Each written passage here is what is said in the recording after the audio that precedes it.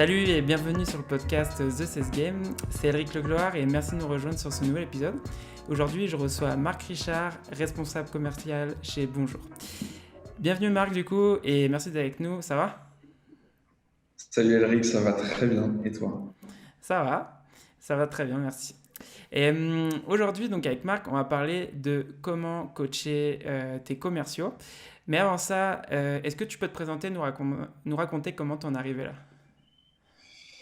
Ouais, avec plaisir. Donc du coup, effectivement, je m'occupe aujourd'hui de la partie sales chez Bonjour.io, qui est un des derniers projets de eFounders. Il y en a peut-être certains d'entre vous qui connaissent eFounders, c'est le startup studio qui est à l'origine de boîtes comme Aircall, comme Spendesk, comme Front. Et donc avant d'arriver chez Bonjour, après mes études, moi j'avais monté une boîte dans l'industrie de la musique, un peu d'argent avec ça, mais pas des millions non plus. J'ai fini par arrêter et j'ai rejoint une autre boîte qui est automatisée la prospection. Donc on m'a cité des commerciaux. La boîte s'appelle Datanas. Ok, et donc du coup aujourd'hui tu disais que chez Bonjour tu es responsable commercial et en gros tu fais quoi? C'est quoi tes missions?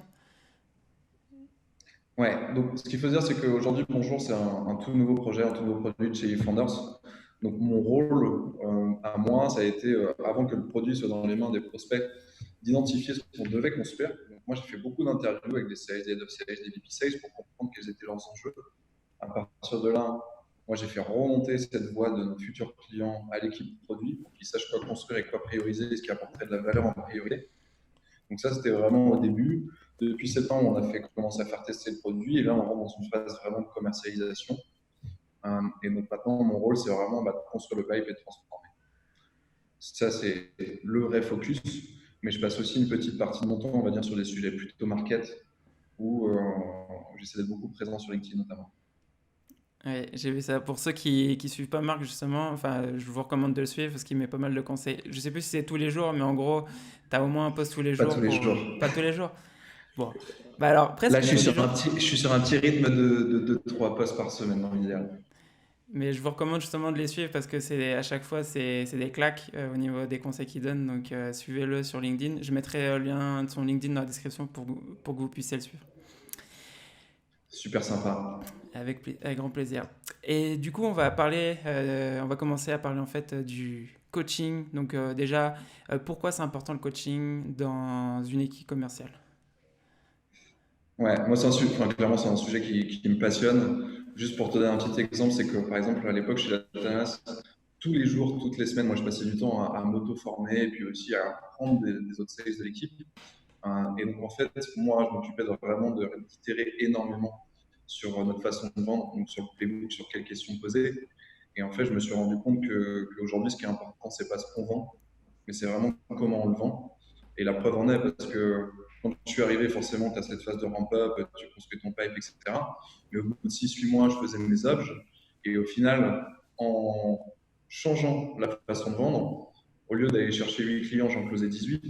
Et au lieu de les closer en 2 mois, je les closais en 3 semaines.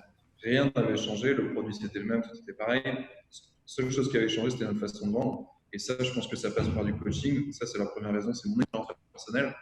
Mais la deuxième, si on prend un peu de recul, en fait, tu vois, Eric, aujourd'hui, qu'est-ce qui se passe? C'est que la plupart des sales qui sont dans des boîtes, c'est des personnes qui ont moins de 30 ans. Et ces personnes-là, elles n'ont pas les mêmes motivations que l'ancienne génération. Avant, tu voulais être commercial uniquement pour faire de l'argent, te mettre de l'argent de côté pour faire ce que tu avais vraiment envie de faire, monter une boîte, que sais-je, tu vois, aller vivre sur une plage. Sauf que notre génération à nous, et celle qui arrive, ce qu'elle veut, elle, c'est apprendre. C'est apprendre et se développer. Et donc, quand tu interviews des sales, moi je l'ai fait, et puis il y a aussi des statistiques qui existent. Aujourd'hui, tu as 60% des commerciaux qui se disent qu'ils vont se barrer de leur boîte si leur manager est un mauvais coach. Recruter, ça coûte très cher. Former les gens, on ne fait pas assez. Et quoi qu'il en soit, ça coûte cher. Et si tu perds ton sales, qu'il soit moyen ou très bon, c'est de l'argent que tu vas perdre pour ta boîte. Donc c'est un vrai sujet. Ça, c'est la première raison. Et ensuite, quand tu regardes la réalité des faits, qu'est-ce qui se passe? Tu as 47% des managers qui passent moins de 30 minutes à coacher un sales. Alors qu'aujourd'hui, c'est ce que les sales attendent. Ce que va faire le manager, c'est aller sur un call, le shadow, et puis se dire, OK, je fais un petit feedback de 30 secondes, et puis ensuite je passe sur un autre call, et ils se disent que ça, c'est du coaching. Sauf que quand tu demandes aux sales, est-ce que votre manager est un bon coach, ils leur mettent, imagine que c'est Uber, ils leur mettent 2 étoiles sur 5, alors que de l'autre côté, les managers, ils se mettent 4 étoiles sur 5. Donc il y a un vrai gap de compréhension sur ce qu'est du coaching réellement. Ouais, clairement, j'en avais entendu parler de ces statistiques, je me souviens plus exactement des pourcentages comme tu nous as donné. Et ouais, il y a souvent cette idée premièrement, comme tu dis, que les managers, ils coachent, alors qu'en fait, justement, leur activité, bah, elle est très minime, on va dire, en fonction de l'effort qui est attendu. Et justement, il y a cette différence entre ce qu'attend le commercial et ce que fait réellement le manager. Et du coup, toi, qu'est-ce que tu fais aujourd'hui justement pour changer ça? Justement, dans tes expériences, qu'est-ce que tu as fait pour changer ça? Ouais. Euh, alors, si on part d'un peu plus loin, je pense que la première chose qu'il faut bien comprendre, c'est qui coacher avant de savoir quoi coacher. Et pour savoir qui coacher, l'idée c'est assez simple. C'est généralement, tu vois, tu as cette courbe de Gauss dans une équipe sales, supposons que tu as 4 sales, tu vas avoir ton top performer qui va faire 100, 150, 200% du quota. Tu vas avoir ce qu'on appelle les B players qui sont ceux du middle, donc les deux des quatre qui vont faire entre 60, 80, 90% du quota. Et puis après, tu as le dernier qui, lui, en réalité, il devrait peut-être pas être sales, ce qui n'est pas grave, il pourrait faire autre chose. Il y a plein d'autres opportunités dans une boîte. Faire du CSM, faire de l'account management, que sais-je. Donc, comment savoir qui coacher? C'est que tu as ces différentes typologies de personnes, ceux qui sont vraiment pas faits pour le sales, ceux qui sont au milieu, c'est eux qu'on doit coacher, et ceux qui sont très bons, et eux, au final, tu n'as pas trop besoin de les coacher, ils font le taf, tu vois. Ouais, Sauf que maintenant, imagine que tu as un cadran, ok, et tu as d'un côté les skills en ordonnée, et en abscisse, tu as la volonté de progresser. Et donc, du coup, ceux sur lesquels il faut vraiment se concentrer, c'est ceux qui ont une forte volonté de progresser, mais peu de skills. Et eux, c'est vraiment sur ces personnes-là que tu vas avoir du coaching. Je me souviens, tu avais fait un autre podcast où tu disais, avec quelqu'un qui était chez The Family, j'ai oublié son prénom, mais tu avais quelqu'un qui était assez réticent de changer sa manière de vendre. ouais. Euh, et ben, au final, l'idée, lui, c'est pas de le motiver en lui disant voilà comment tu devrais vendre, mais c'est d'aller creuser sur vraiment ce que veut cette personne. Moi, en décembre, mes vacances, je lisais un livre que je conseille à tout le monde qui s'appelle Free to Focus, qui te permet de bien gérer ton temps.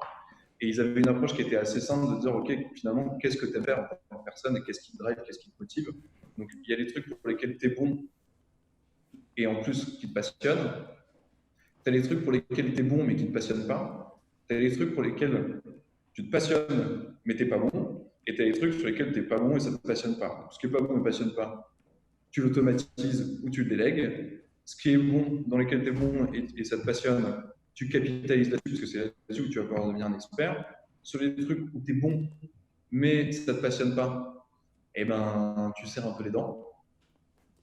Et sur lesquels tu n'es pas bon, mais ça te passionne, c'est vraiment ce qu'on va appeler la development zone, et c'est là-dessus que tu vas avoir du leverage. Donc, pour cette personne dont toi tu parlais, moi, la façon dont je coacherais ce mec-là, c'est de lui dire, OK, faisons un petit assessment d'aujourd'hui dans ton job, ce que tu aimes faire, ce que tu n'aimes pas faire, est-ce que tu aimes faire la prospection, est-ce que tu aimes faire des rendez-vous clients, est-ce que tu...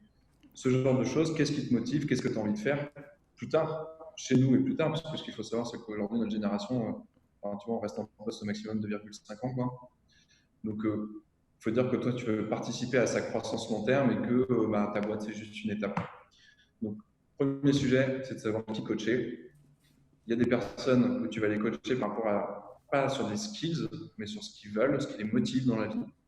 Et tu en as ceux qui ont peu de skills, mais qui ont une vraie volonté de progresser. Et ces gens-là, c'est ceux qui vont te permettre enfin, c'est ceux que tu vas transformer en A player. C'est eux qui vont te rapporter beaucoup plus de chiffres demain qu'ils n'en font aujourd'hui. Et j'ai une question par rapport à ça. Ouais. Comment tu fais pour justement déterminer ces personnes-là C'est en parlant avec eux que tu détermines justement, tu vois ils ont pas trop de skills et qui ont beaucoup de motivation. Comment tu fais pour faire ça? Ouais, bah, enfin, c'est une vraie conversation, on se pose autour d'une table. Tu vois, par exemple, chez Bonjour, quelque chose qu'on fait, c'est toutes les semaines, on se pose une demi-heure sans parler forcément de métriques, de business et de revue de paye, mais vraiment, genre, comment ça va, quoi. Juste comment ça va, comment ça se passe dans ton job, avec les autres avec lesquels tu bosses aussi. Euh, et partir de ça, et ensuite creuser, comme je t'ai dit, sur, OK, prenons le temps, on va lister les choses dans lesquelles tu es bon et qui te passionnent, les choses dans lesquelles etc., etc. Et partir de là. Ok, et tu pars partir de là.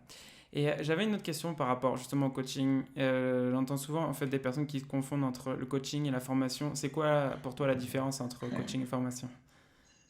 Cool, et ben, je suis content que tu poses la question. Je pense que pour l'imager, allez, on va prendre une petite analogie sport. Euh, Supposons que toi, est-ce que tu fais du golf? Non. Non, tu ne fais pas de golf. Et ben, potentiellement, ce qu'on va faire, c'est que si moi je veux t'apprendre à faire du golf, on va aller sur du practice, on va taper des balles, et je vais t'apprendre à taper dans une balle, et ça va être ton training. Ok. Je vais t'apprendre à quelques façons de gérer des objections, etc. Enfin, je vais vraiment t'apprendre un peu ce qu'est la vente, et je vais t'apprendre ce que c'est de faire du golf. Mais après, si tu veux devenir un très bon golfeur, là, on va parler de coaching. Je pense que la plupart des managers, ils font quelques erreurs pour en parler sur le coaching, qui est de donner trop d'éléments. Et je pense que ce que fait un très bon coach, si on regarde l'analogie du golf, c'est dire, OK, maintenant, je sais que c'est quelqu'un qui sait taper dans la balle. Est-ce qu'il tape bien dans la balle? Je suis pas sûr, mais il sait taper dans la balle. Et donc, moi, je vais pas lui dire, ouais, tu vois, tu as un problème de posture, tu as les épaules en arrière, en plus, ton grip, tu tiens mal, en plus, tu es trop fléchi sur tes jambes. Je vais juste commencer par un truc, c'est ton grip, au lieu de le tenir comme ça, tiens-le un peu plus comme ça, resserre ta main. Et là, on va taper 100 balles, on va taper 100 balles, on va taper 100 balles, et se dire, OK, est-ce que tu vois du changement? Et donc, qu'est-ce que ça donnerait dans les sales? C'est, je regarde mon pipe, où est-ce que mon sales il perd le plus d'opportunités? Supposons que ce soit entre démo et closing. Et ben, je me dis, OK, comment il fait sa démo? Je ne vais pas lui parler de 10 000 trucs dans sa démo. Tout ce que je vais faire, c'est qu'il progresse sur un truc. C'est qu'il va commencer sa démo en disant, OK, je fais un récap de ce qu'on s'était dit en qualif. Moi, je vais vous présenter notre solution. L'objectif, c'est d'avoir tel impact, etc., de régler tel problème. Supposons que la solution, elle vous convienne. Est-ce qu'on peut travailler ensemble à la fin de la conversation, à la fin de la démo? Et tu vas pas lui dire, ouais, en plus, il faudrait que tu fasses autre chose dans la démo. Tu te concentres juste là-dessus. Tu fais, OK, on va faire ça pendant 2 3 semaines et on va voir s'il y a du progrès. Et on va voir comment tu le ressens en entier et si tu vois que de l'un, tu es plus à l'aise et de deux, que tu convertis plus. Et justement, je vais te poser une question. Pourquoi tu penses que c'est plus effectif de faire ça que se concentrer sur plusieurs points améliorés en même temps? Parce qu'on a une capacité de retenir les choses qui est assez faible, hein, tout simplement. Tu peux pas. Quel exemple de la vie courante je peux avoir, mais enfin, supposons que moi je te dis, ok, Eric, il faut faire des courses et que je te liste 10 trucs, mais je suis sûr que tu en as oublié au moins 20%. Tu reviendras sans le lait et sans les œufs, tu vois. Et ben voilà, c'est pareil. Je préfère te dire, tiens, on va juste chercher ce truc-là parce qu'on a besoin de.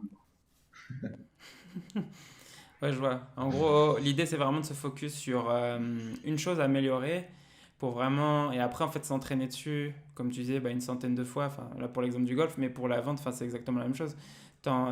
Tu coaches ton vendeur sur cette chose. Par exemple, ça peut être, on va dire, la démo. Sur une partie de la démo, la démonstration que fait la personne, on va se focus sur une partie et on va le practice 100 fois jusqu'à ce qu'elle soit très bonne dans Parfaite. ce détail. Ouais, bah tu vois, enfin, je sais pas, je prends un autre exemple, le foot. Je pense qu'il y a beaucoup de personnes qui ont fait du foot. Je suis sûr qu'il y a au moins un entraînement où pendant 40 minutes, tu as mis le ballon au point de pénalty et que tu as fait des pénaux. T'as pas fait OK, comment je fais pour défendre, OK, je fais le péno, OK, comment je fais pour être goal, OK, comment je fais pour faire plus de passes avec les coéquipiers, juste t'as fait des pénaux, quoi. Ouais. Et justement, tu avais déjà commencé un peu à en parler parce que tu disais que c'était un des soucis justement du coaching. Quels sont les autres pièges justement qu'il faut éviter en fait dans le coaching? Là, tu avais déjà commencé à dire l'idée c'est de se focus sur une partie à améliorer. Qu'est-ce que tu vois d'autre comme erreur dans le coaching, mis à part ça? Une autre erreur, je pense qu'on voit dans le coaching, c'est que, alors quel est le mot français, mais il faut que le conseil s'approprie l'idée. Et c'est au même titre en fait que de faire de la vente. Le problème des managers, c'est que souvent ils disent tu dois faire ça. C'est pas trop pourquoi, mais tu dois le faire. Et je pense qu'une meilleure façon d'aborder les choses, c'est de dire ok, on regarde, on assesse, voilà où est la situation. Alors, on fait le bilan sur ce qui ne va pas. Forcément, j'ai un recording d'une conversation, on regarde. Et maintenant, c'est ok, ben, qu'est-ce que tu en penses, tu vois? Qu'est-ce que tu aurais pu faire de mieux? Qu'est-ce que tu aurais pu faire moins bien? Et c'est à lui tout seul de réfléchir là-dessus. Bah, si c'est complètement à côté de la plaque, toi, forcément, tu vas lui dire non, peut-être le problème, il n'est pas là, il est plutôt là. Mais généralement, lui, il va s'en rendre compte quel est le problème. Et donc, c'est à lui de prendre le truc, enfin, le mot français, ça va être de se l'approprier, voilà, vraiment, de s'approprier le truc, parce que comme ça, tu auras 10 fois plus de chances qu'il le mette en pratique, parce qu'il se dira que c'est son idée, en fait, et pas celle d'un. Justement, j'allais te poser la question, comment tu fais ça? Parce que, en gros, moi, je viens juste de commencer dans mon poste de manager. Donc, on va dire, je suis encore dans l'idée de. Bah, en fait, moi, dans mon poste de BDR que je faisais avant, d'être passé manager, bah, en gros, je fais plein de choses, il y a plein de choses qui fonctionnent. Et là, jusqu'à maintenant, bah, concrètement, je fais pas ce que tu es en train de dire, parce que je sais que je dois changer ça, justement. Plus passer sur une façon de penser de plus long terme, parce que justement, là, ce que tu es en train de mentionner, justement, c'est plus du long terme. Parce que là, ce que je faisais actuellement, en gros, bah, en gros, c'est lui dire ce qu'il doit faire. Et comment tu fais, justement, pour changer ça? Je pense qu'il y a deux façons, et je rebondis là-dessus avant de te donner ma réponse, mais c'est qu'il y a beaucoup de managers qui coachent le deal au lieu de coacher le rep. À savoir qu'ils vont aller sur les conversations, qu'ils vont aider à closer, qu'ils vont faire un feedback de 30 secondes, et puis aller call en call comme ça, et ça, c'est pas du tout du coaching. Et pour répondre à ta question, je pense qu'une autre façon de le faire, parce que dans la tête du sales, il se dit ah, mais Eric, il est bien sympa. Lui, il dit de faire comme ça parce qu'une fois, ça a marché dans un de ses calls il y a un an, mais moi, je suis sûr que ça n'a pas marché pour moi. Ça va un peu aussi vers ce que fait Bonjour, mais moi, je pense qu'une bonne façon de le faire, c'est d'enregistrer cette conversation, notamment par exemple de quelqu'un qui performe bien et qui fait ce truc, Ouais. et si je lui dis, ben, regarde en fait, tu vois, il y a ton collègue qui s'appelle Thibaut, je te montre le recording, voilà ce qu'il fait, et lui, il close 2 fois plus de deals que toi. Donc en gros, l'idée, c'est montrer à quoi ça ressemble de bien faire les choses. Pas les dire, montrer. Montrer, ok.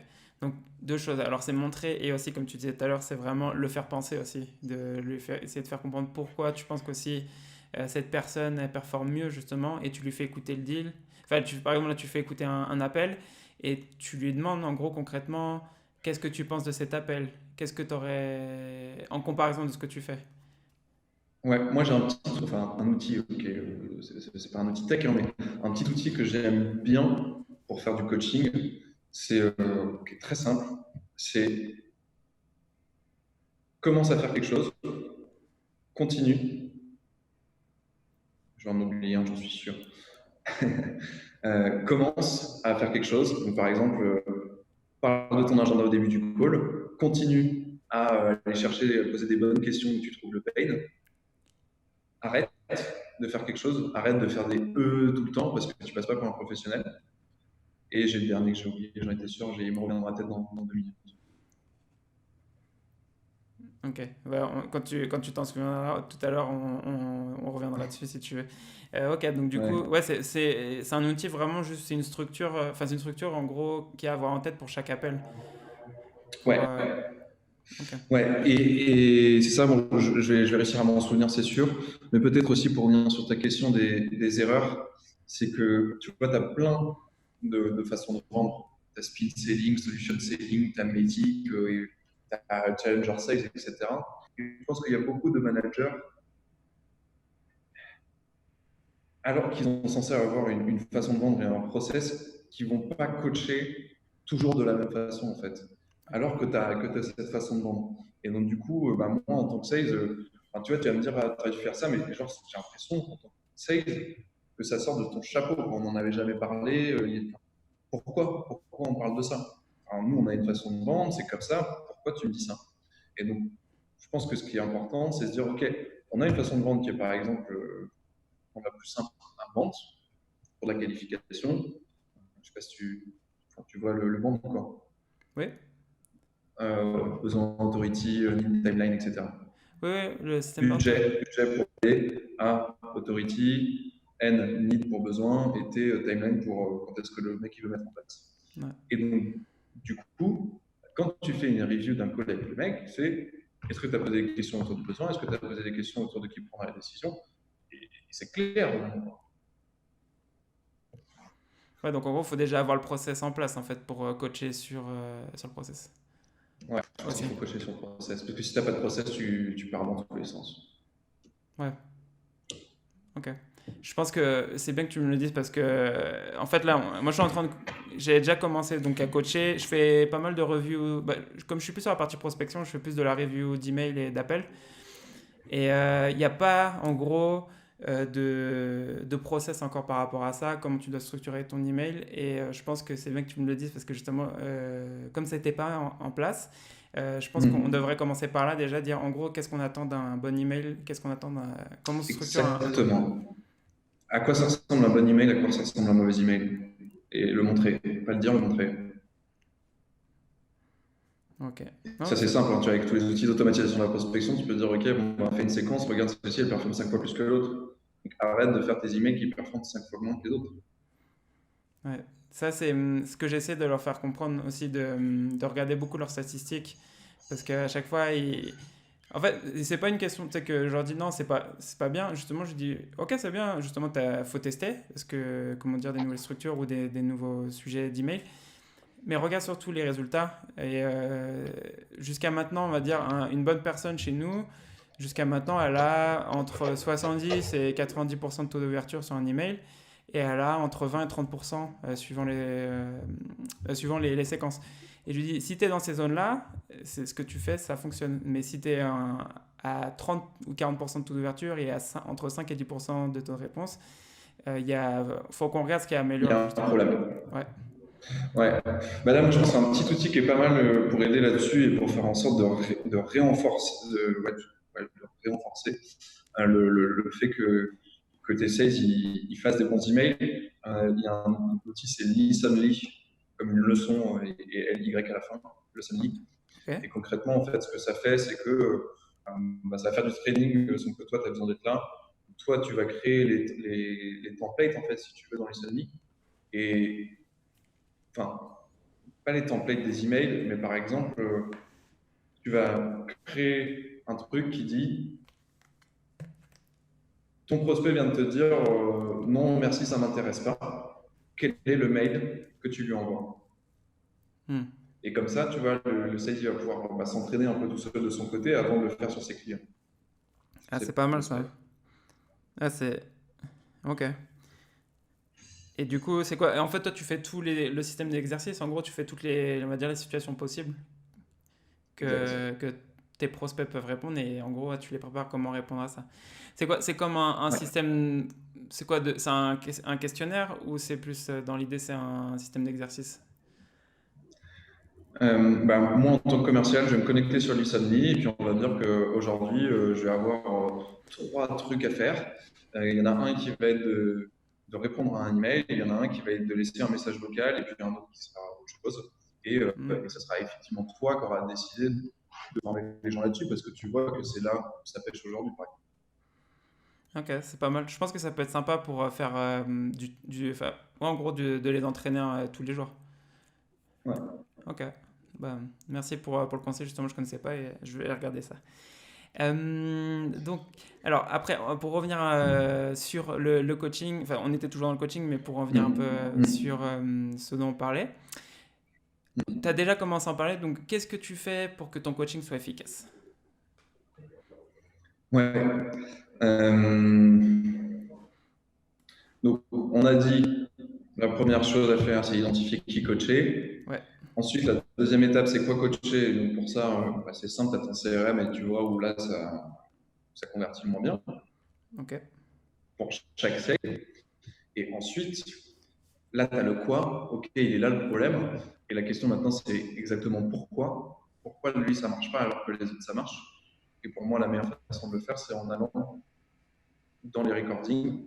Une première étape, c'est d'aller sur des calls avec lui. Mais encore une fois, tu peux vite te retrouver en tant que manager dans le piège de coacher le deal et pas coacher le sales, parce que tu vas vouloir l'aider à faire la vente.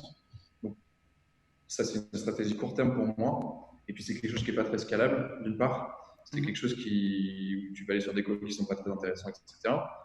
Pour moi, la meilleure manière de le faire, c'est de demander aux sales d'enregistrer leur conversation et ensuite d'aller dans ces conversations. Néanmoins, c'est quelque chose qui peut être extrêmement chronophage. Tu vois, un sales, il y a peut-être 2-3 heures de conversation. Donc, si toi, tu as combien de sales? J'en ai avoir 6 là, dans 2 semaines. Enfin, j'en ai déjà 5 et je vais en avoir un sixième. Supposons, enfin, je vais prendre le cas plutôt lié à bonjour sur de la visio. Donc, j'ai compris qu'ils faisaient pas de la visio chez toi, mais supposons qu'ils fassent de la visio. Ces mecs-là, ils sont peut-être 2-3 heures en call chacun par jour, une fois 6. Tu n'as pas 18 heures dans ta journée, tu vois. Ouais. Surtout, tu as d'autres trucs à faire, tu as du reporting, tu as d'autres choses. Et donc, on revient un peu aussi sur bonjour, mais il y a d'autres outils qui font ça. L'idée, c'est maintenant de savoir exactement où aller dans cette conversation.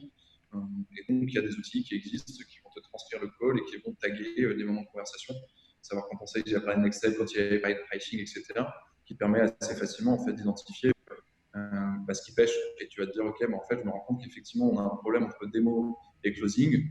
Je vois que mon sales qui performe, il parle toujours du pricing à la fin du call, alors que celui qui galère, il parle toujours du pricing au début, et du coup, il se retrouve dans une compétition à parler de feature, plutôt que de parler de valeur. Hmm. Donc, pour moi, la bonne façon de coacher, c'est ça, c'est savoir qui coacher, faire ses semaines en passant du CRM, ensuite dire aux sales, viens, on regarde ta conversation et qu'est-ce qui selon toi a pu être mieux fait, qu'est-ce qui a été bien fait, qu'est-ce que tu devrais arrêter, qu'est-ce que tu devrais commencer. Euh, lui montrer à quoi ça ressemble de bien faire les choses. Et ensuite, le point le plus crucial, je pense que la plupart des gens aujourd'hui ne le font pas. Et c'est pour ça aussi, je pense que c'est important de coacher qu'une seule chose, parce que tu ne vas pas savoir sinon ce qui marche après, c'est de valider que c'est mis en pratique et que ça a de l'impact. Ok, donc tu fais comment pour faire ça? Et ben, supposons que moi je t'ai coaché pour, par exemple, dire au début de ta démonstration, il faut que tu dises, OK, supposons qu'à la fin du call, la démo, la solution soit un fit, est-ce qu'on peut travailler ensemble? Oui, non. Si c'est non, bah, tu gères toutes les objections avant de faire ta démo. Sinon, si oui, ok, parfait. Et ben du coup, toi, tu peux facilement, enfin, si tu n'as pas d'outils, bonjour, etc., bah, tu te dis, ok, bah, maintenant, je vais aller écouter tous ces calls, voir s'il a commencé la conversation de cette façon-là. Et je pense que aussi une bonne façon de le faire, c'est de créer ce qu'on appelle des scorecards ou un truc bingo. Je peux te partager mon écran ou pas? Ouais, vas-y. Il y a un truc qui a été super bien fait par Winning by Design, hop, qui est ce truc-là. Et justement, ça, c'est basé sur ton framework et ta façon de vendre. Est-ce que tu fais du vente, est-ce que tu fais du spin selling, solution selling, medic, etc. Mais du coup, l'idée, c'est parce que tu as un certain cycle de vente et c'est compliqué de se rendre compte à court terme que ce qu'il fait, ça a de l'impact. L'idée, c'est de gamifier un peu l'idée et c'est de dire aux sales, OK, donc là, il y a certaines choses qu'on veut faire. Donc là, par exemple, leur truc, c'est OK, je commence le call par j'apprécie, je valide qu'on a 30 minutes à la fin. L'objectif, c'est ça. Voilà l'agenda que j'ai prévu. Est-ce que vous ajoutez des choses, etc. Tu mets des points là-dessus. Donc là, les cases jaunes, en l'occurrence, elles ont 2 points. Les cases blanches, elles ont que 1 point. Ok. Et donc, dans la réalité des faits, peut-être que toi, si le sales il fait tout parfaitement, il aura 20 points. Et ben, tu vas valider que soit tu vas demander au sales de le faire à la fin de ton call. Est-ce que toi, tu penses que tu as fait un bon taf pour dire au début de ta démo sur une échelle de 1 à 5 est-ce que si la démo ça va, on bosse ensemble? Le Mhm. sales is not. Et ensuite, ça, tu peux le faire de manière assez artisanale. Tu vois, il peut peut-être le mettre sur l'invitation Google Agenda, par exemple, ou le mettre dans un document. Tu vois, je sais pas si tu utilises Notion, je sais pas quoi, peu importe. Et ensuite, bah, toi, tu vas prendre le recording et tu vas dire, ouais, bah, toi, tu t'es mis 5 sur 5, mais moi, je suis pas tout à fait d'accord. Ou à l'inverse, tu t'es mis 2 sur 5, alors que selon moi, tu as fait un très, très bon taf. Gamifier un peu l'idée, quoi. Ouais, et vraiment, ah ok. J'avais déjà entendu parler des scorecards justement, mais j'en avais pas vu en gros l'exemple concret, bah, comme ça, comme celui que là tu viens de montrer de Wing by Design. Et je pense que c'est une bonne façon en fait de, pour revenir à ce que tu disais tout à l'heure, c'était d'avoir une structure en fait au niveau de ton process. Et justement avec cette scorecard là que tu as, je pense que ça te permet en fait bah, enfin pardon, le commercial c'est ce que tu attends de lui en fait dans la démonstration ou dans l'appel de découverte justement en gros. Et Exactement. il n'y a pas de surprise en fait. Exactement. Ok, non, bah, c'était cool que tu nous montres ça parce que justement, bon, pour ceux qui écoutent le podcast, vous pouvez regarder la vidéo sur YouTube parce que du coup, vous ne verrez pas la vidéo. Mais sinon, tu pourras me l'envoyer l'image pour le partager Ouais, dans la description. Je ouais, mettrai le lien dans ouais. la description pour que vous puissiez voir l'image directement si vous n'allez pas sur YouTube. Et tout à l'heure, en fait, juste pour revenir sur un autre élément que tu mentionnais, c'était qu'en gros, bien sûr, enfin, ta semaine, on va dire, tu bosses 50 heures par semaine. Comment tu fais pour structurer ta semaine et coacher ton équipe? Tu as des sessions? Alors, alors là, en l'occurrence, encore une fois, chez Bonjour, c'est particulier parce qu'on est sur un produit qui est très très jeune. Donc, Ouais, pour l'instant, personne d'autre à part comme ouais, moi sur les sujets sales. Euh, mais en tout cas, enfin, tu vois, il y a quelques stats qui existent, etc. Mais c'est que, je te disais, il y a plus de 47% des managers qui passent moins de 30 minutes à coacher leur sales, alors que ceux qui passent 3 fois plus de temps, ils augmentent de 50% le win rate, ce ouais, qui n'est pas rien. Au lieu de closer 10-10, on close 15, c'est pas rien. oui. Et donc, du coup, bah, l'idée, c'est d'une part d'avoir des sessions de coaching en one-on-one avec chacun, au moins 1 heure et demie par semaine, et à côté de ça, avoir des sessions plutôt workshop training, parce que ça peut avoir de l'impact pour tout le monde. Et ces sessions, justement, en individuel, comment ça ressemble à quoi une session de 1 heure et demie, justement, avec un commercial? Comment tu la structures? Bah, c'est un peu ce qu'on disait un peu avant, hein. C'est Ouais, on reprend, ok, comment ça se passe de ton côté, enfin, où est-ce que ça pêche, on regarde un peu ton pipe, ok, j'ai l'impression que là ça corse un petit peu, est-ce que toi tu as une idée de pourquoi? Ok, bon maintenant on va dans tes conversations. Qu'est-ce que tu aurais pu mieux faire sur cette conversation, qu'est-ce que, et ainsi de suite, et ainsi de suite. Et ok. ensuite tu finis par du roleplay, et ensuite il retourne sur le terrain, et tu valides qu'il le met en pratique, avec des scores. Avec la scorecard. Et justement, à la session suivante que tu as avec lui, la semaine suivante, tu t'écoutes les nouveaux appels qu'il a fait justement pour vérifier qu'il le met en pratique. Exact. Ok, ok, ok. Ouais, bah ouais, c'est logique en gros. Ouais, c'est vraiment. Ouais, Ok. c'est pas compliqué, hein. Non, non, mais c'est pas compliqué, mais je pense que, comme tu disais tout à l'heure, même si c'est pas, en soi, c'est pas compliqué, en gros, bah, pour ceux qui se posent la question de comment faire, parce que tu disais justement que bah, il y a des managers qui sentent qu'ils font du coaching, et en gros, tu as la différence entre ce qu'ils font et ce que les commerciaux en fait sentent. Et justement, je pense que c'est parce qu'ils pensent qu'ils font quelque chose de bien, alors que justement, ils ont Ah peut-être pas la structure. ben, je pense que tu mets le doigt sur quelque chose qui est pour moi aussi un énorme problème. En tout cas, si on est dans une boîte tech, Ouais, euh, une boîte tech, tu grossis vite. Et donc au final, qu'est-ce qui se passe? C'est que tu as un premier commercial, ok, il arrive au début de la boîte, il commence à faire du chiffre, et puis ensuite tu recrutes un, deux, trois, quatre commerciaux de plus, et puis il faut commencer à avoir un team leader ou un sales manager. Celui que tu vas mettre à ce moment-là, c'est logiquement, enfin, moi je pense pas logiquement justement, mais ce que les gens font, c'est ok, ben on va mettre Elric qui était le premier sales de la boîte, on va le mettre à son rôle de sales manager parce qu'en plus c'est lui qui était top performer. Moi, et donc tu fais ça. Ensuite, ok, maintenant on passe une année de plus, on grossit 2 fois plus, on recrute 2 fois plus de personnes.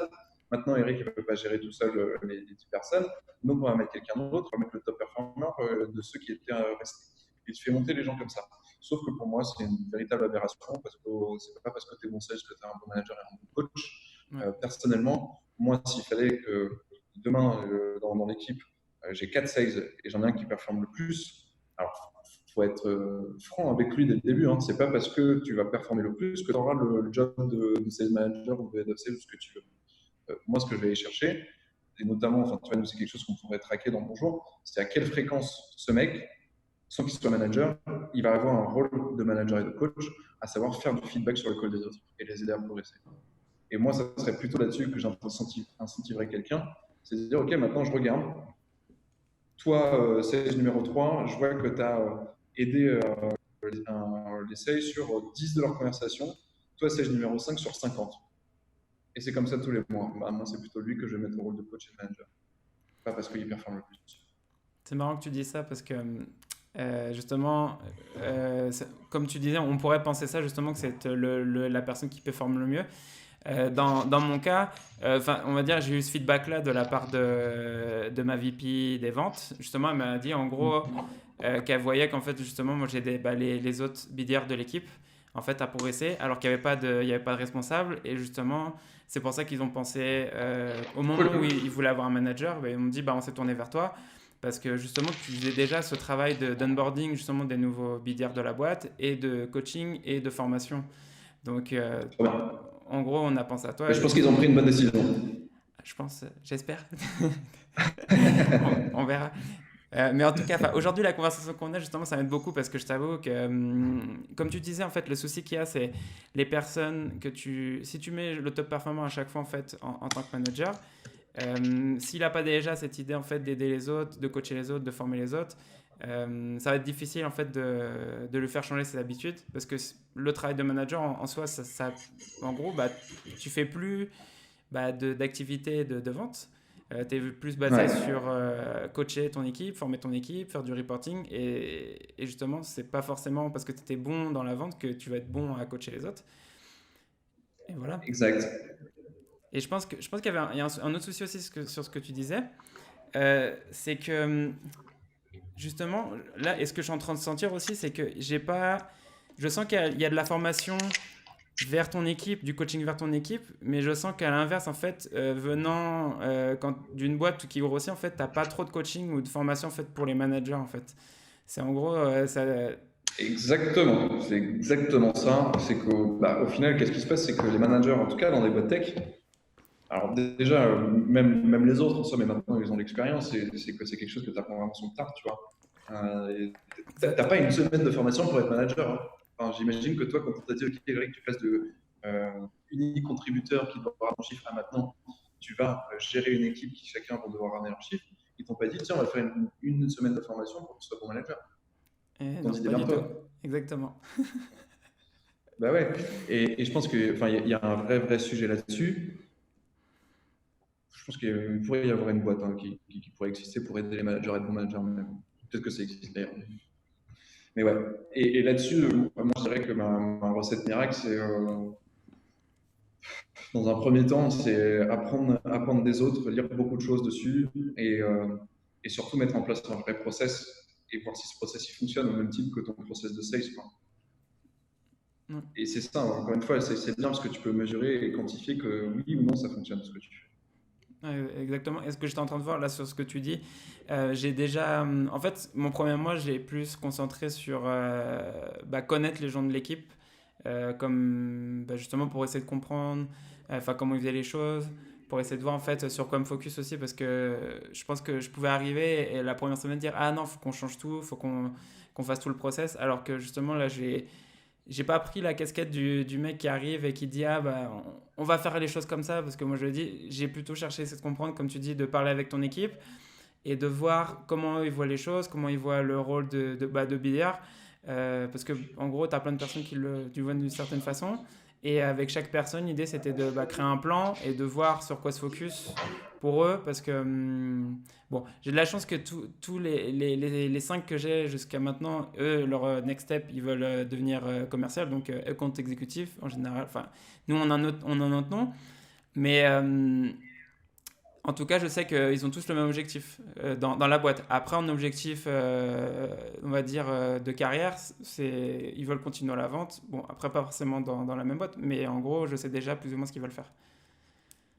Ouais, donc juste sois vigilant de pas, au même titre que tu promeux un manager parce qu'il a atteint le quota, ne promeux pas le top SDR en AE juste parce qu'il fait plus que les autres, tu vois. Je pense Oui, qu'il faut vraiment aller sur des sujets de quelles sont les compétences d'un AE.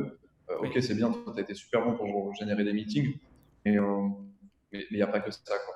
Il n'y a pas que ça qui fera que tu seras un account exécutif. Ouais, complètement d'accord sur ça parce que en fait, on est en plein là-dedans. En fait, justement, c'est moi que t'en parle.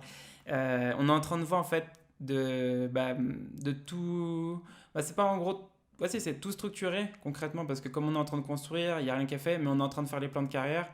Et justement, les plans de carrière d'un BDA, en gros, la prochaine étape généralement, c'est compte exécutif. Mais on va bien sûr voir en amont qu'est-ce que fait un bon compte exécutif chez nous pour voir. Ouais, Ok. Et parfait. en tout cas, là on arrive sur les questions un peu plus générales sur la vente pour terminer en fait sur le thème du coaching. Donc, quel est le livre qui a plus influencé ta vie de commercial et pourquoi? J'en lis beaucoup des livres. J'essaie de me tenir un ratio qui est de 3 livres par semaine. Je fais Ok. ça depuis 18 mois. En gros, moi, il y a des grands sujets qui m'intéressent dans la vente, des livres vraiment purement autour de la vente. Tu peux faire, par exemple, pas Challenger Sales, ce type de livres. Mais je m'intéresse aussi à d'autres trucs qui sont autour et qui, selon moi, permettent d'être bon commercial, qui vont être des choses sur des sujets de copywriting. Ouais. Comment faire pour écrire des choses que les gens ont envie de lire, en fait, que ce soit des emails, que ce soit des trucs que je fais sur LinkedIn. Et sur des sujets aussi de storytelling. Euh, Il y a un livre que j'adore. Je te les filerai, on les mettra en description, les livres que j'aime bien. Ok. Mais parce que je sais que ma mémoire va chier dans la colle et que je ne vais pas réussir à m'en souvenir.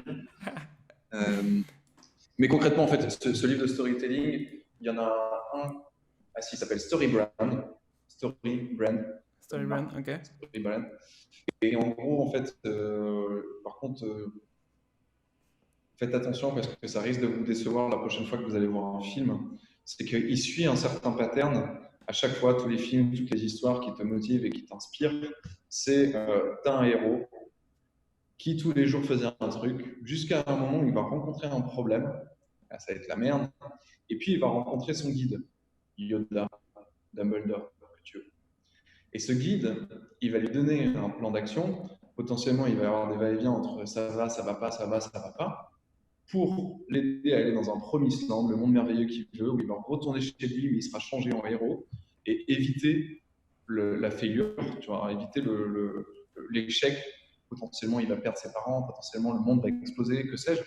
Et dans la vente, il n'y a pas autant un tel impact parce que, encore une fois, le monde ne va pas exploser, mais un peu quand même. Et je pense qu'il y a beaucoup de personnes, de commerciaux, qui en fait ne comprennent pas assez bien ce principe, c'est dire, OK, où est-ce que tu en es aujourd'hui, où est-ce que tu as envie d'être demain, et qu'est-ce que tu as au milieu qui va t'empêcher d'arriver là et potentiellement te mettre dans cette situation Ouais. complètement merdique où toi, tu pourrais perdre ton job en tant qu'individu, potentiellement la boîte, si elle n'arrive pas à faire ses objectifs du trimestre ou de l'année, et ben ça remet en cause plein de choses. Vous étiez en train de faire une levée de fonds, mais maintenant, les VC, ils sont pas, les investisseurs, ils sont plus trop sereins sur votre capacité à grossir parce que là, c'est la merde.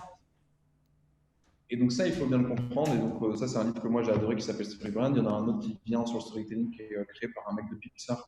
Pareil, ça apprend pas mal de choses sur, sur comment créer des histoires, comment motiver les gens, quoi. Plein Ouais, de trucs qui m'intéressent autour des sujets sales. Notamment dernièrement, j'ai beaucoup aimé Challenger Sales parce que ça rejoint un peu aussi ce qu'on fait chez Bonjour. À savoir, quand je te disais aujourd'hui, ce qui compte, c'est pas ce que tu vends, mais comment tu le vends. Quand ouais. tu demandes à quelqu'un aujourd'hui qu'est-ce qui fait que tu as envie d'acheter, il y a, je crois que c'est 20% par rapport à une image de marque, 20% par rapport à un produit, 10% par rapport à une valeur entre le prix et la solution, et un peu plus de 50% qui correspond à l'expérience de vente. Est-ce que le sales que j'ai en face de moi, c'est quelqu'un qui est un expert, qui va être ce qu'on appelle un trusted advisor, quelqu'un qui va conseiller, un vrai conseiller, Ouais. peut-être même, je pense, un rôle de consultant, et qui va m'aider à peut-être éviter des problèmes qu'on n'imagine pas encore, ou alors on va me donner une nouvelle perspective sur mon business, sur notre marché. Et je pense que c'est ça aujourd'hui qu'attendent les gens, et je pense que Challenger Sales a fait un bon boulot pour l'expliquer. Ouais, Challenger Sales, je viens juste de l'écouter il y a quoi? Il y a un mois à peu près, et il faut que je le réécoute justement pour voir comment. bah, prendre des idées du livre et en fait voir comment on pourrait les appliquer dans notre process. Parce que j'aime beaucoup Ouais, la partie, en fait, comment ils abordent, pas faire du discovery, la phase de découverte, en gros, pas commencer direct avec la phase de découverte. Et commencer plus avec une phase d'éducation, en fait, justement, des prospects. ouais, c'est ça. C'est ce que moi j'appelle un espèce de prompteur, c'est une petite conversation ultra rapide pour en fait te donner le droit de poser des questions, notamment quand tu parles à des C-level, tu vas de quelqu'un remplacer, head of sales, VP sales, VP market, ce que tu veux, quoi, VP X. Euh, L'idée, c'est de toi te mettre tout de suite en tant qu'expert et de montrer en fait des trends de marché, etc. Et ensuite, poser une question ouverte, ok, bon, voilà ce qui se passe. Soit tu peux faire vraiment en mode conversationnel, soit tu fais une petite présentation de 2-3 minutes, et maintenant, bah, à vous le micro, et parlez-moi de vous, comment vous voyez au sein de cet environnement qui est aujourd'hui ultra concurrentiel, où il faut grossir vite, où tout change très vite, que ce soit tes équipes ou les acheteurs, etc. etc. Donc ça, j'ai adoré. Et puis, il y a aussi Never Split the Difference, je crois, c'est de Chris Voss, je crois que c'est ça le titre, hein. Ouais, c'est ça.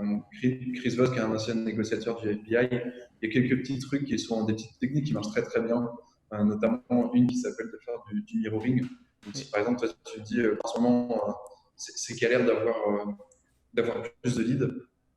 Plus de Moi, leads. je t'aurais dit, ouais, plus de leads, galère d'avoir plus de leads. Et Mhm. toi, comme ça te permet de continuer à parler, etc. Il y en a une autre qui est pas mal et que tu vois, j'ai testé dernièrement et qui effectivement marche bien. Par exemple, ne serait-ce que pour booker un meeting, c'est, euh, tu vois, il y a ce qu'on appelle le yes trap, le piège du oui. Oui. Aujourd'hui, tu vois, tu rentres dans un magasin et puis quelqu'un il dit, ah monsieur, est-ce que je peux vous poser une question? Vous avez 10 minutes, je sais pas quoi. Tu sais que tu vas ressortir avec un truc de merde que tu veux pas. Et donc, bah, qu'est-ce que tu fais? T'évites. Et c'est ce qui se passe aujourd'hui avec la plupart de mes emails, c'est que, et ça rejoint aussi ce que disait un peu Josh Brown, que je vous recommande de suivre, c'est nous en tant que sales, on fait beaucoup trop c'est quoi le mot en français? Imagine une banque, je pense au truc, mais Oui. on fait beaucoup trop de trucs où genre je veux prendre de l'argent à la banque et pas assez, je veux déposer de l'argent. Est-ce que vous avez 10 minutes pour moi? Est-ce qu'on peut booker une démo? Est-ce que vous pouvez me mettre en relation? Et l'idée, je reviendrai sur Chris Voss, mais l'idée de Josh Brown, c'est de dire dépose de l'argent et au final tu te transformes un peu en tant que mini-marketeur, en tant que sales, c'est que tu peux apporter de la valeur et mettre de l'argent dans la banque, mettre de l'argent dans la banque avant de dire ok maintenant donnez-moi un peu d'argent, donnez-moi de votre temps avec un meeting. C'est dangereux, mais selon moi, c'est quoi le rôle de demain de sales, en tout cas de SDR, c'est de devenir un mini-marketeur. Ça, c'est un peu le sujet. Et sur Never Split the Difference, du coup, qui faisait le lien avec cette histoire avec Josh Brown, là, à l'instant, c'est d'éviter le yes trap, d'utiliser une formule négative, à savoir, est-ce que, Elric, tu penses que ce serait une mauvaise idée qu'on se parle pendant 10 minutes la semaine prochaine? Non, je ne pense pas que ce soit une mauvaise idée. Versus, ou est-ce qu'on peut prendre 10 minutes la semaine prochaine? Ah, tu vois, t'as pas envie de rentrer dans le truc, quoi. C'est l'idée. En gros, c'est de retourner à la question, c'est de lui faire dire non. C'est lui faire dire. Ouais. C'est plus de lui faire dire oui à chaque fois. Et, ou tu sais qu'il y a un Ouais, piège, tu sais qu'il y a un piège derrière, justement. ouais. C'est de faire Et, dire euh, non. après, donc tu as déjà commencé un peu à en parler. Quels sont les outils que tu utilises justement dans la vente? Alors, moi, aujourd'hui, j'ai LinkedIn Sales Navigator pour générer mes leads. J'utilise aussi un peu, mais c'est vraiment de manière marginale aujourd'hui, un truc qui s'appelle Conism qui me file des leads, qui est une boîte au UK. Ensuite, une fois que j'ai ces prospects, ils vont aller dans un outil de prospection qui s'appelle NeoDeal. Moi, je fais 100% de ma prospection sur LinkedIn. J'ai fait un petit post là-dessus vendredi où j'explique comment je fais pour avoir 22% de rendez-vous euh, par rapport au nombre de personnes que je contacte. Je contacte 100 personnes, j'ai 22 rendez-vous grâce à cette approche sur LinkedIn. Une fois que ces prospects ils me répondent, etc., ils sont créés dans Salesforce. Une fois qu'ils sont créés dans Salesforce, je fais un meeting avec eux avec bonjour, bonjour Convio, l'outil que je vends aujourd'hui. Ouais. Et après, donc ça c'est vraiment sur l'aspect sales. Et puis après, je peux utiliser d'autres petits outils. Je peux utiliser Loom, je peux utiliser euh, Trello pour gérer mon temps, enfin, Google Agenda, il faut des trucs à la con. Notion pour les trucs de documents, construire le playbook. Data Analyst aussi un petit peu en réalité. J'utilise moins en ce moment, mais Data, c'est plutôt fait pour faire de l'outbound. Mais Ouais. l'idée, c'est que nous, on avait des leads inbound, il n'y avait rien qui est automatisé. Donc, moi, j'allais créer dans Data Analyst et je leur faisais une petite séquence pour qu'ils aient un meeting avec moi. Aujourd'hui, ça maintenant, c'est géré sur le site par Intercom. Ok. Et en CRM, tu utilises quoi? Salesforce. Salesforce, ok. Et après, quel conseil donnerais-tu à une personne qui commence dans le monde de la vente?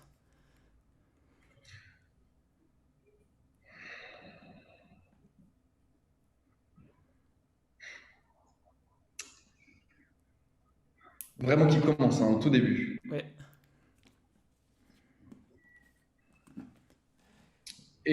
Enfin, avoir vraiment un mindset, avoir une grosse volonté d'apprendre et de bouffer tout ce que tu as sous le coude, que ce soit tes collègues, que ce soit ton manager, que ce soit des choses que tu puisses lire, que ce soit des choses que tu puisses voir sur YouTube, etc. De faire ça, c'est bien, mais vraiment de les mettre en pratique et de les tester. Et moi, en tout cas, je pense que ça m'a réussi, c'est de me dire, je fais ces trucs et j'apprends le plus vite possible, en fait. Ouais, je mets en pratique pour apprendre le plus vite possible. Je sais pas si c'est très applicable, très simple à mettre en place, mais voilà, en gros, l'idée, c'est ça, c'est avoir une vraie volonté d'apprendre. si je pense que c'est. J'ai fait la même chose aussi, pareil. J'ai pas eu de formation dans la vente ou quoi que ce soit. Enfin, j'ai pas eu, en gros, après avoir fini mon master, en gros, je me suis pas dit, ah, je vais me lancer dans la vente et je vais faire une formation. En gros, j'ai commencé dans le marketing et je suis tombé par hasard sur le livre Predictable Revenue d'Alan Ouais. Ross et j'ai commencé en fait en lisant le livre et je me suis dit, ah bah tiens, je vais l'appliquer dans la boîte où j'étais et j'ai vu que ça commence et ça fonctionnait. Je me suis dit, ah bah pourquoi pas continuer à faire ça justement et en fait justement le mindset que tu es en train de nous donner, bah, c'est ce que j'ai commencé à faire. Au début, j'ai commencé à faire ça avec des livres. Maintenant, c'est pareil, je fais ça bah, avec des livres, des podcasts. Et maintenant, enfin, des podcasts, j'écoute des podcasts, mais aussi en faisant des podcasts entre toi et moi, par exemple. Mais aussi, Ouais. je contacte des personnes sur LinkedIn, principalement aux US, on va dire des personnes qui sont BDR managers pour des situations spécifiques que moi je rencontre. Et j'apprends beaucoup comme ça, ceci. Alors, peut-être aussi, je rajouterais quelque chose pour se dire, OK, mais est-ce que je dois apprendre toute ma vie? Je pense que ça, oui. Mais selon moi, tu pourras te dire que tu es passé d'un débutant à un vrai sales. Enfin, ouais, je suis convaincu de ça, moi. C'est que comment on reconnaît un bon sales? C'est quelqu'un qui est capable d'avoir 100% bon sur son forecast. Quand tu lui demandes à la deuxième semaine du mois, mec, tu vas avoir combien de clients? Il te dit, j'en aurai 18. Au 31 du mois, il en a 18. Et c'est là que tu reconnais un vrai bon size, parce que ça veut dire que c'est quelqu'un qui est capable de reconnaître ce qu'est un team ou pas. Et c'est ça le plus dur au début. Et je pense que c'est un vrai problème, ça, parce que moi, je t'avoue que je suis pas encore à l'étape de jusqu'au closing, donc le forecast, c'est toute la partie prospection, c'est un peu plus, on va dire, c'est un peu plus difficile à faire forecast, mais je sais que on a des vrais soucis de forecast dans notre boîte. Mais une Et autre façon de le faire sur les sujets SDR, c'est juste dire, bah, toi SDR, ok, là t'as envoyé tes leads aux accounts exécutives, dis-moi lesquels l'account exécutif va closer. Tu viens de lui envoyer 20 pour le mois, fais-moi la liste des X que tu penses qu'ils vont réellement closer. Et c'est là, je pense que tu te rends compte aussi que tu as un vrai bon vestiaire, parce qu'il sera capable de vraiment reconnaître une opportunité d'une qui n'en est pas. ok, bah, j'avais pas pensé à ça, merci du coup pour ça. On regardera ça pour voir. Et on arrive sur la dernière question de l'épisode. Donc, c'est pour ceux qui écoutent et qui veulent s'améliorer, quel serait ton défi à mettre en place dès demain dans leur poste de commercial? Bah moi, enfin, je pense que le bon défi, c'est sur des sujets de coaching, ce serait de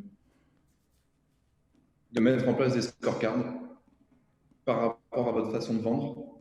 Et parce qu'aujourd'hui, tu vois, il y a cette, enfin, j'ai été nourri par ça, par cette quote de Steve Jobs qui disait moi, si je recrute des gens intelligents, c'est pour leur dire euh, quoi faire, mais pas comment le faire. Mais franchement, je pense que dans la réalité, aujourd'hui, en tout cas, avec cette génération des sales, etc., en plus qui ont une volonté d'apprendre, leur dire, mec, il faut que tu fasses 2 fois plus de rendez-vous, ce qu'ils attendent, c'est comment, en fait, tu vois. Ouais. Et je pense que le sujet de scorecard comme ça, c'est un bon moyen de voir ton progrès parce que potentiellement, tu te dis, OK, bah, je ne sais pas quoi faire. Euh, j'ai essayé plein de trucs, mais je ne sais pas si ça marche. Et puis, je regarde mes résultats un mois plus tard, ça n'a pas bougé. Un mois d'après, ça n'a pas trop bougé. Et ben là, au moins, tu as quand même un truc au milieu qui est un objectif de moyen, je dirais. qui est de dire, OK, ben, nous, notre objectif, c'est que, supposons que tu peux avoir 20 points sur chacun de tes calls. Aujourd'hui, tu es à 10, c'est que le mois d'après, tu sois à 12, que le mois d'après, tu sois à 14, que le mois d'après, tu sois à 16, et que dans 2 mois d'après, tu sois à 20. Et donc, ouais, donc c'est ça que je mettrais en place comme défi, c'est mettre en place des scorecards par rapport à votre process de vente et valider que les gens progressent sur chaque élément de votre process de vente, que ce soit un agenda, une gestion d'objection, de la négociation, du closing, de la démo. Ok, bah, je ferai ça aussi parce on en a pas en gros. Donc merci pour ce défi. Cool. Bah, du coup, merci beaucoup Marc pour aujourd'hui et bah, bon, avoir pris le temps en fait de venir sur le podcast. Mais avant de s'en aller, est-ce que tu voudrais rajouter quelque chose? Ouais, moi je suis toujours super ouvert pour parler de sujets sales. Enfin, j'espère que ça s'est vu aujourd'hui, c'est un sujet qui me passionne.